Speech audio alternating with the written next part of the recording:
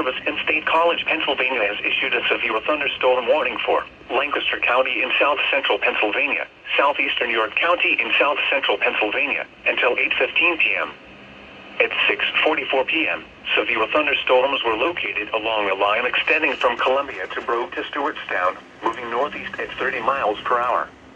Hazard, 60 miles per hour wind gusts and nickel-size hail. Source, radar indicated.